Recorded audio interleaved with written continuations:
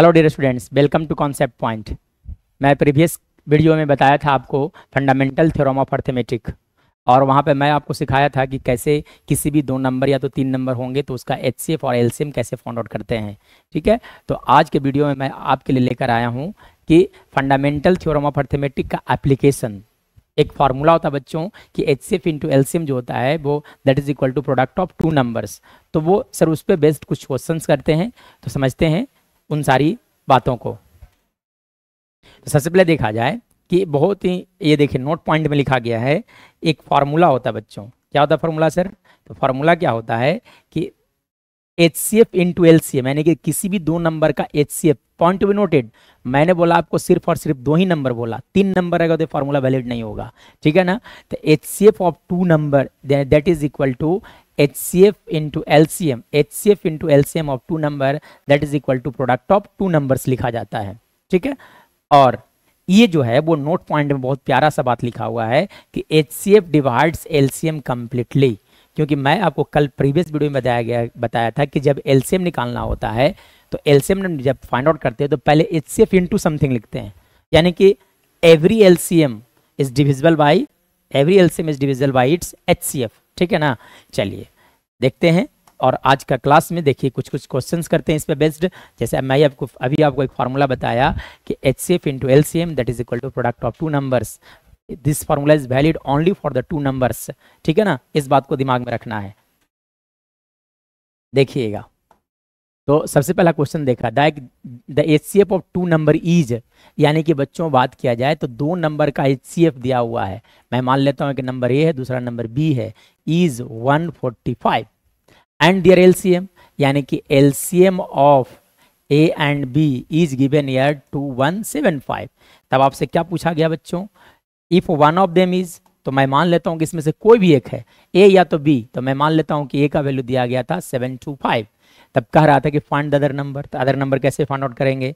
तो बच्चों अभी मैं आपको बताया कि HCF into LCM, HCF into LCM that is equal to product of two number that is equal to A into B लिखा जा सकता है। यानी कि अगर बात किया जाए तो यहां से देखा जा सकता है कि ए HCF का वैल्यू कितना दिया गया है 145, LCM कितना हो गया 2175 हो गया, दैट इज इक्वल टू ए का वैल्यू हो गया 725 इंटू बी लिखा जा सकता है। यानी कि फाइनली बी का वैल्यू लिखा जा सकता है बच्चों, अगर बात किया जाए तो बी इज इक्वल टू लिखा जाएगा 145 इंटू 2175 डिवाइडेड बाई लिख सकते हो 725 लिखा जा सकता है। ठीक है, चलिए अब कैंसल आउट किया जाए। कुछ कुछ टर्म्स जो हैं यहाँ पे कैंसल आउट होने वाले हैं। 5 से लगाया जाए 14 और कितना टाइम हो गए, 5 टाइम्स कैंसिल आउट हो गए। चलिए यहाँ पे कैंसिल आउट कीजिए, तो यहाँ पे कैंसिल आउट करोगे तो यहाँ पे बचने वाला है 2 और लिख सकते हो आप 29। ठीक है ना? चलिए यहाँ से लगाया जाए तो 2 से लगाया जाए बच्चों, तो 2 से लगाओगे तो कितना आ जाएगा, है ना? यहाँ पे लिखा जा सकता है आपका 2। ठीक है, यानी कि यहाँ से डायरेक्ट देख सकते हैं कि, है ना, 29 से ये देखो कितना टाइम्स कैंसिल हो गया, 5 टाइम्स कैंसिल आउट हो गया। ठीक है ना? चलिए अब देख सकते हैं कि 5 से इसे कैंसिल आउट किया जाए तो 4 और कितना बच गया बच्चों, लिखा जाए तो 3 टाइम्स और 7 हो गया, यानी कि अदर नंबर जो होगा वो हमारा कितना होगा 437 होगा। This is our final answer. देखा जाए एक बार फिर से कैलकुलेशन, 4 5 टाइम्स यहाँ पे कैंसिल होने वाला है, यानी कि लिखा जा सकता है 435 होगा। ठीक है ना? चलिए नेक्स्ट क्वेश्चन देखा जाए।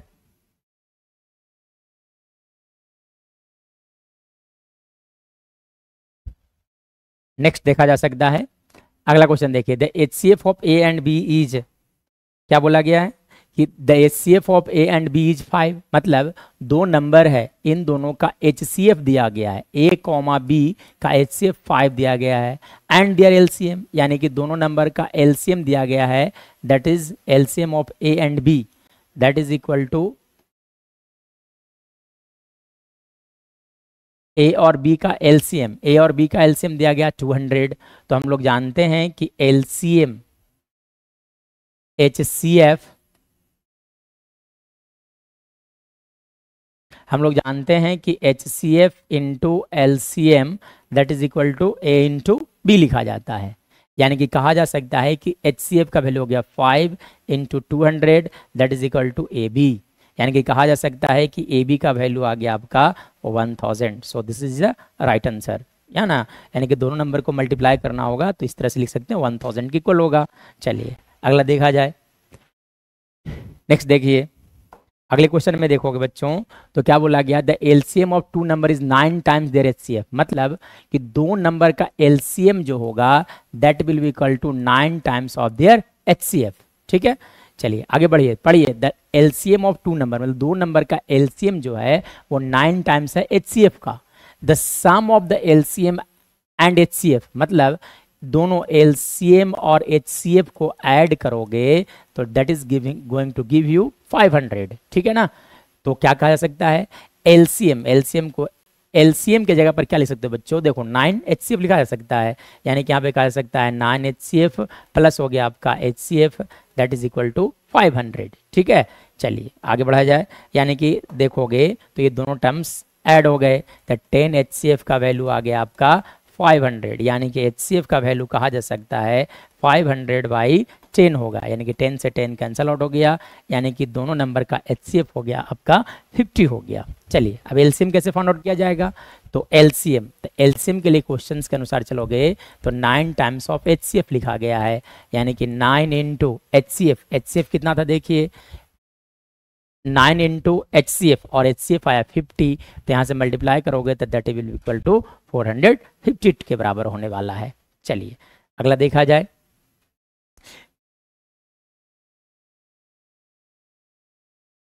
देखो बच्चों, the HCF of two number is 18।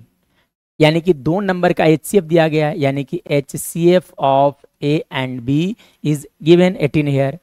And their product, मतलब A × B का वैल्यू दिया गया है 12960 दिया गया है। ठीक है ना। तो फाइंड देयर LCM, तब आपसे पूछा गया है कि what will be the LCM of A, B का LCM क्या होने वाला है। तो मैं अभी जो बताया था उस रिलेशन को यूज किया जाए कि LCM × HCF × LCM that is equal to product of two number. यानी कि HCF का वैल्यू देखो तो 18 हो गया, LCM अननोन है दैट इज इक्वल टू 12960 लिखा जा सकता है। यानी कि LCM का फाइनली वैल्यू आ गया 12960 डिवाइडेड बाई 18। चलिए अब इसे डिवाइड किया जाए, तो डिवाइड करोगे तो कितने टाइम्स कैंसिल होने वाले हैं, यानी कि इसको जब डिवाइड करोगे तो इसका वैल्यू आ जाएगा 720 आ जाएगा। ठीक है, चलिए आगे देखा जाए। नेक्स्ट देखा जाए क्या बोला गया बच्चों, ये बहुत ही शानदार क्वेश्चंस हैं। इस तरह के क्वेश्चंस है ना CBSE बोर्ड एग्जाम में पूछने का चांस बनता है। ठीक है ना। तो समझते हैं कि क्या है। Two positive integers A and B, दो पॉजिटिव इंटीजर्स है A और B है। ठीक है, इससे कैन बी रिटेन एज, यानी कि A को इस तरह से लिखा जा सकता है, A can be written as x के पावर 3 × y²। एंड B को किस तरह से लिखा जा सकता है बच्चों, B को लिखा जा सकता है x/³ के फॉर्म में, where x and y are prime number, और x और y जो है वो प्राइम नंबर है। ठीक है कि नहीं। तब आपसे पूछा गया है कि फाइंड द HCF ऑफ A and B and LCM of A and B, मतलब कि दोनों ही नंबर का HCF और LCM फाइंड आउट करना है। तो ये जो है बहुत ही कंसेप्ट बेस्ड क्वेश्चन है और बाकी दम तो कुछ भी नहीं है, देखोगे तो बहुत ही है ना। तो देखिए A को मैं अभी बोला था, इसे ब्रेक करो प्राइम फैक्टर्स में, इसे लिखा जा सकता है x × x × x × y × y, क्योंकि पावर का मतलब यही होता है। ठीक है, चलिए अब B को एक्सप्रेस कीजिए, तो B can be written as x × y लिखा जा सकता है। चलिए तो सबसे पहले फाइंड आउट किया जाए HCF। सबसे पहले क्या बच्चों, HCF के लिए मैं बताया था HCF ऑफ A एंड B, HCF ऑफ A एंड B। तो HCF कैसे फाइंड आउट करते हैं, हाईएस्ट कॉमन फैक्टर, मतलब दोनों में देखना है कि कितने सारे फैक्टर्स हैं जो कॉमन है। तो कॉमन देखोगे तो देखो यहाँ भी x लिखा हुआ है, यानी कि एक x कॉमन आ गया, और एक सब कॉमन नहीं है। अब देखो यहाँ पर एक बाई, यहाँ भी एक बाई है, यानी कि एक बाई कॉमन आ गया। ठीक है ना। और यहाँ देखो एक बाई यहाँ, एक बाई यहाँ है, यानी कि एक बाई भी कॉमन हो गया।